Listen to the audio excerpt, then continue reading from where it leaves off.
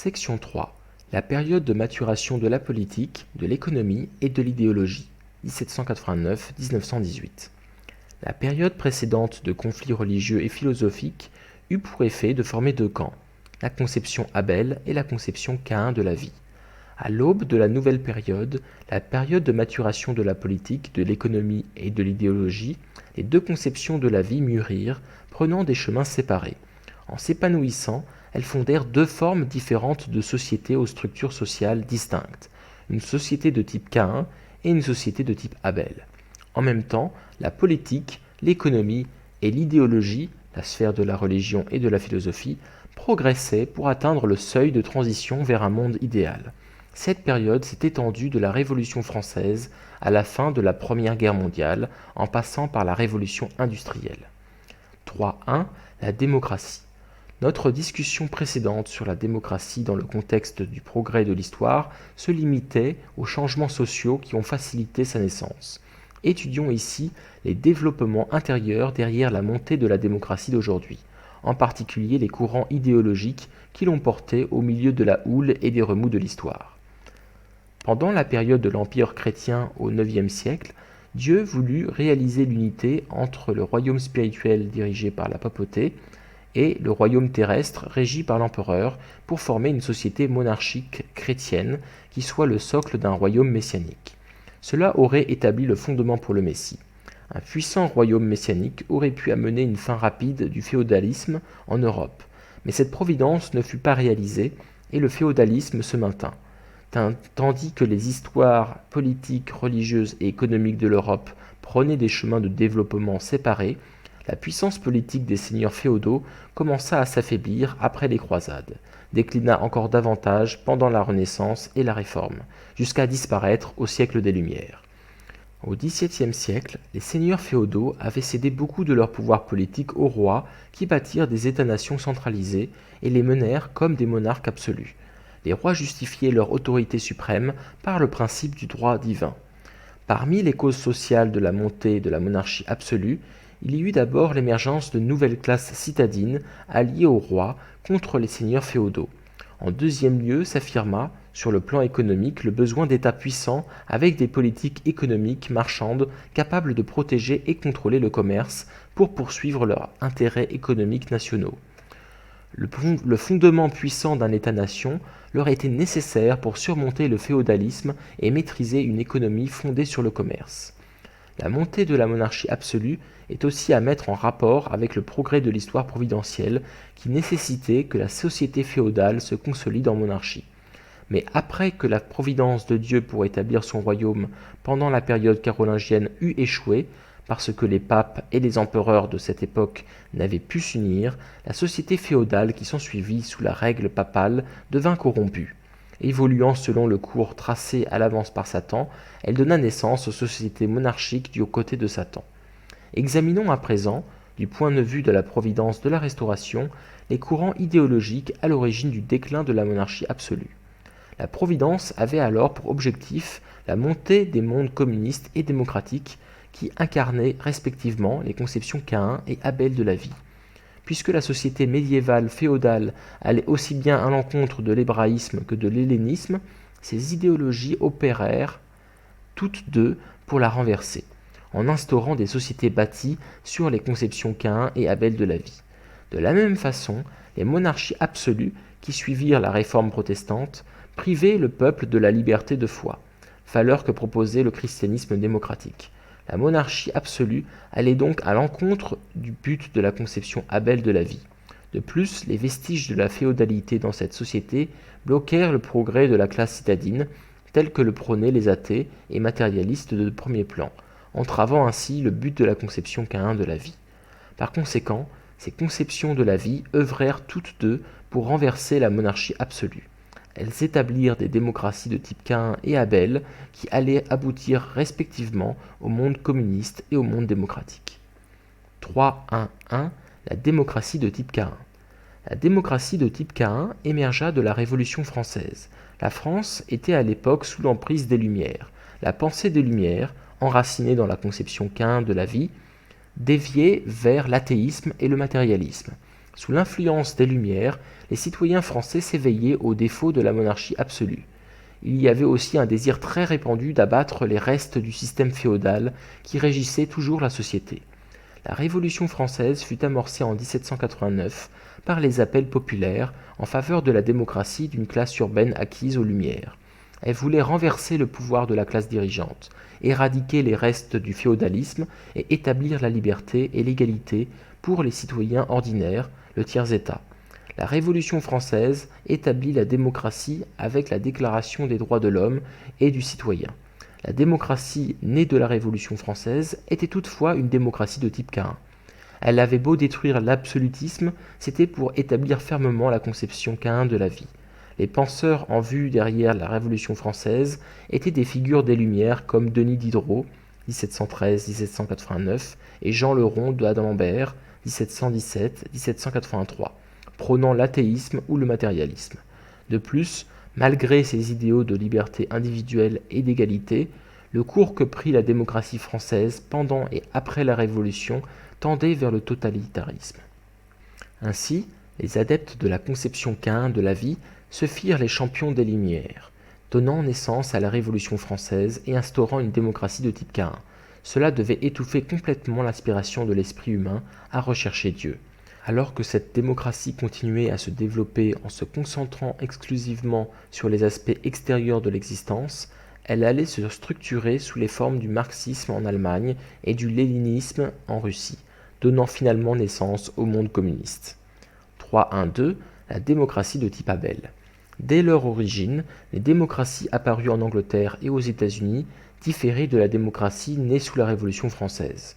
Cette dernière était une démocratie de type Caïn, fondée par des athées et des matérialistes imprégnés de la conception Caïn de la vie, alors qu'ils tentaient de démanteler l'absolutisme et le féodalisme. Les démocraties anglaises et américaines, quant à elles, furent fondées par des chrétiens sincères qui incarnaient la conception Abel de la vie, et elles naquirent de leur lutte victorieuse contre l'absolutisme pour gagner la liberté religieuse. Ce sont donc des démocraties de type Abel.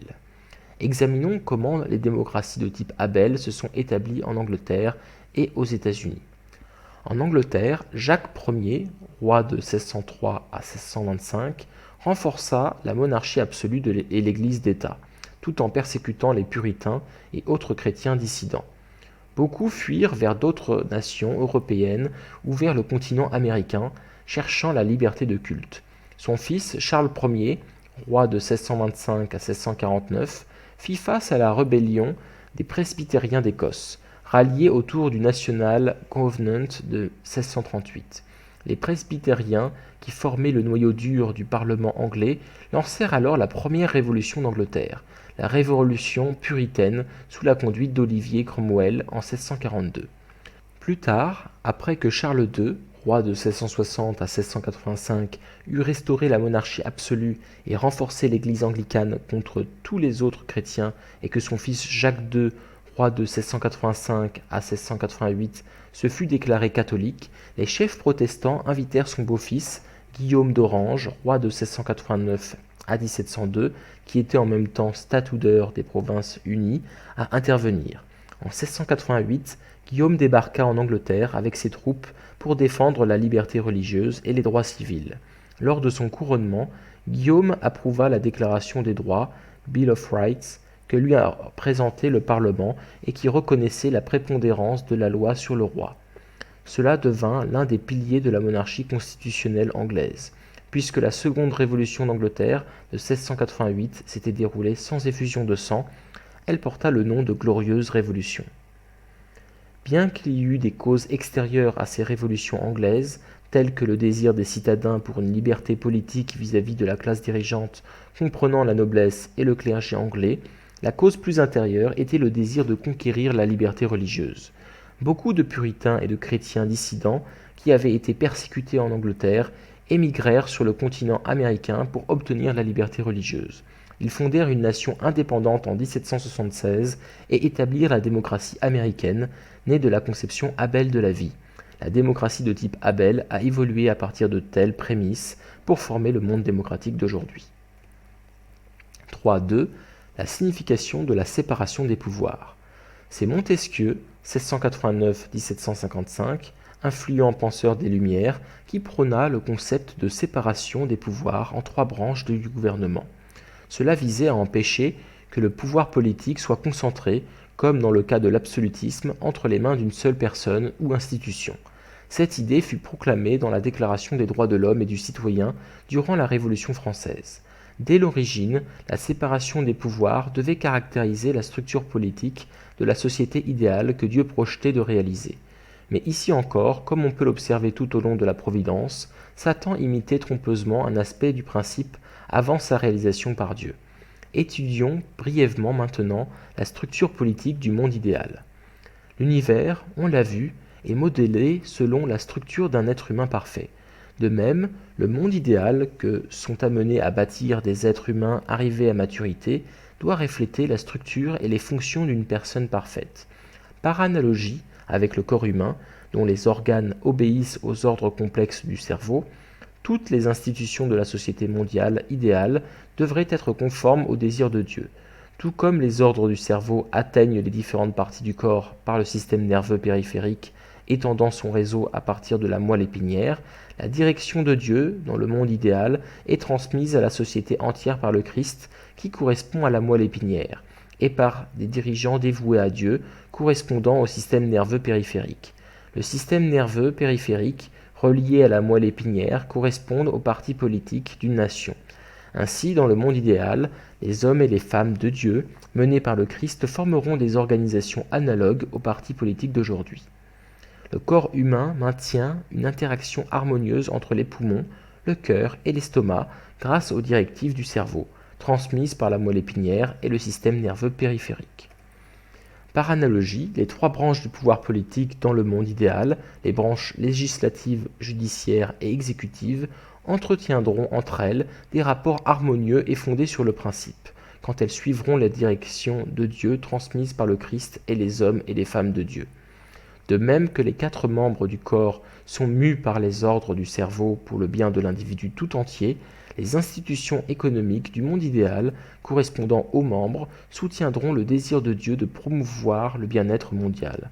Tout comme le foie accumule des réserves nutritives pour le corps entier, le monde idéal aura toujours une certaine réserve ou puiser, s'il le faut, pour le bien public. Chaque partie du corps humain ayant une liaison verticale avec le cerveau, des rapports horizontaux se créent naturellement entre les divers organes pour former un organisme harmonieux. De même, dans le monde idéal, les êtres humains enracinant leurs rapports horizontaux dans leur lien vertical avec Dieu, ils créeront une société solidaire et harmonieuse dans laquelle ils partageront toutes leurs joies et leurs peines. Dans cette société, blesser son prochain sera comme se blesser soi-même. Aussi les chrétiens de ce monde idéal ne voudront tout simplement pas commettre de crimes. Voyons à présent comment Dieu a œuvré dans la Providence pour restaurer cette structure sociale idéale. L'histoire occidentale a connu une période durant laquelle les fonctions des trois pouvoirs politiques et des partis politiques se concentraient en un seul individu, le roi. Cela changeait de temps à autre quand le roi dominait le gouvernement, alors que l'Église, elle, sous la direction de la papauté, jouait un rôle équivalent à celui d'un parti politique. Le système politique connut un changement fondamental à l'époque des révolutions françaises et américaines, quand le pouvoir se divisa en trois branches, législative, judiciaire et exécutive, et quand les partis politiques prirent des rôles distincts. Avec l'émergence de la démocratie constitutionnelle, le cadre du système politique idéal se mit en place. Ainsi, tout au long de l'histoire, les systèmes politiques ont changé parce que la société humaine déchue se restaurait vers une société idéale, dont la structure et les fonctions se calquent sur le modèle d'un être humain parfait. Les démocraties actuelles, caractérisées par une séparation des pouvoirs et une prolifération de partis politiques, reflètent jusqu'à un certain point la structure d'un corps sain. Mais à cause de la chute, les démocraties actuelles ressemblent, en fait, plus au corps d'une personne malade ou blessée. Elles ne peuvent donner la pleine mesure ni de leur qualité, ni de leur fonction originelle. Les partis politiques, ignorants de la volonté de Dieu, peuvent se comparer à un système nerveux qui ne parvient pas à transmettre les directives du cerveau. Puisque les constitutions ne sont pas écrites en conformité avec la parole de Dieu, Les trois branches du pouvoir fonctionnent actuellement comme des organes internes qui ne peuvent ni sentir ni répondre aux instructions du cerveau car les nerfs périphériques ont été sectionnés. Elles manquent d'ordre et d'harmonie et traversent de perpétuels conflits entre elles. Aussi le Christ, à son second avènement, va-t-il remédier aux maux du système politique actuel pour qu'il puisse refléter le dessein de Dieu en rétablissant le lien vertical des personnes avec Dieu. Le vrai potentiel de la société sera ainsi libéré. 3.3. La signification de la révolution industrielle. Établir un monde sans péché ne peut suffire à réaliser l'idéal de Dieu pour la création. Dieu a béni les êtres humains avec pour mandat de diriger l'univers. Nous devons explorer les lois cachées de la nature et faire progresser la science et la technologie pour créer un cadre de vie plaisant. Religion et science ont assumé leurs responsabilités respectives, aider l'être humain déchu à vaincre les aspects intérieurs et extérieurs de son ignorance. Aussi pouvons-nous espérer, au dernier jour de l'histoire, l'éclosion d'une vérité capable d'amener les êtres humains à dissiper totalement leur ignorance spirituelle. On peut aussi attendre du progrès scientifique qu'il résolve tous les mystères de l'univers physique. Les deux ensemble conduiront la société humaine au seuil de la réalisation du monde idéal. Aussi peut-on voir en la révolution industrielle, qui débuta en Angleterre, un produit de la Providence visant à établir un cadre de vie qui convienne au monde idéal. La structure économique de la société idéale ressemble aussi à la structure d'un corps humain sain. Entre production, distribution et consommation devrait s'établir un rapport d'interdépendance organique comme on en trouve entre la digestion, la circulation et la respiration dans le corps humain. On ne devrait pas voir la surproduction causer de compétitions destructrices. Il ne devrait pas non plus y avoir d'accumulation excessive ou de surconsommation à cause d'une distribution injuste, contraire au bien-être de tous. Il devrait y avoir une production adéquate des biens utiles et nécessaires, une distribution équitable pour subvenir aux besoins de tous et une consommation raisonnable en harmonie avec le but de l'ensemble. La production de masse, née de la révolution industrielle, a amené l'Angleterre à s'approprier de vastes colonies comme source de matières premières et de marché pour ses produits. Ce faisant, la révolution industrielle a ouvert un vaste territoire à la diffusion de l'Évangile. Aussi a-t-elle servi les aspects internes aussi bien qu'externes de la providence de la Restauration. 3.4. La montée des grandes puissances. On a vu comment la vision unitaire de l'Europe médiévale s'est scindée après la Renaissance pour donner les conceptions Caïn et Abel de la vie. Deux types de révolutions politiques en sont nés, fondant deux types de démocratie qui se sont grandement renforcés avec la révolution industrielle. Ces deux types de démocratie ont abouti à la formation des mondes démocratiques et communistes. Poussés par la révolution industrielle, éperonnée par une science en progrès rapide, l'industrialisation a créé des économies engendrant la surproduction.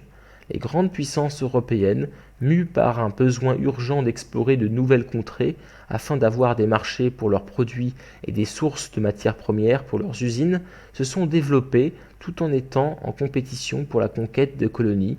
Ainsi, deux facteurs, les deux courants idéologiques et le cours du développement économique accompagnant le progrès scientifique, ont entraîné le monde vers une division politique ultérieure en deux blocs, le monde démocratique et le monde communiste. 3.5.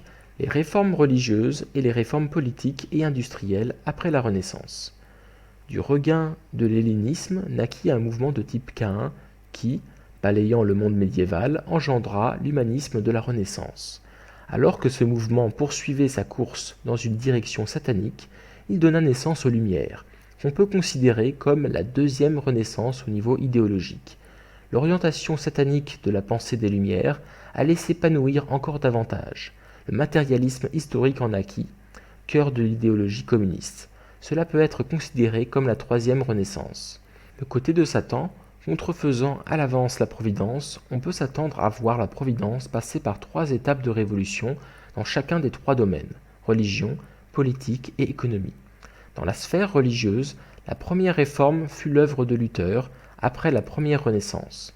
Une deuxième vague de réformes suivit la deuxième Renaissance, avec le mouvement spirituel initié par des figures comme les frères Wesley, Fox et Swedenborg. Notre examen du progrès de l'histoire fait ressortir qu'une troisième réforme surviendra après la troisième Renaissance. De fait, En l'état actuel du christianisme, une telle réforme s'impose de toute urgence. Dans la sphère politique, on peut aussi parler d'une réforme traversant 3 étapes. Le poids de la première réforme et de la première Renaissance balaya d'abord la société médiévale féodale. Puis ce fut à la monarchie d'expirer devant les forces déchaînées par la deuxième Renaissance et la deuxième réforme. Finalement, le monde communiste fut formé par les révolutions politiques, elles-mêmes causées par la troisième Renaissance. La troisième réforme religieuse, imminente, va assurer au monde démocratique du côté de Dieu un triomphe dans le combat idéologique, amenant le monde communiste du côté de Satan à se soumettre, puis les deux mondes s'uniront pour former le royaume de Dieu sur la terre. Les mutations économiques qui ont suivi les réformes religieuses et politiques ont progressé en 3 révolutions industrielles. La première survint en Angleterre sur la base de la machine à vapeur. Un siècle plus tard, la deuxième prit place dans plusieurs nations avancées sur la base de l'électricité et du moteur à essence. La troisième va s'épanouir en utilisant les énergies de l'atome et l'informatique. Elle fournira au monde idéal un cadre de vie agréable. Dans les siècles de préparation antérieurs au second avènement du Messie, les 3 stades de révolution qui ont suivi les 3 renaissances, dans les 3 domaines de la religion, de la politique et de l'industrie, ont été un cours nécessaire pour construire le monde idéal, comme le veut le principe du développement en 3 stades.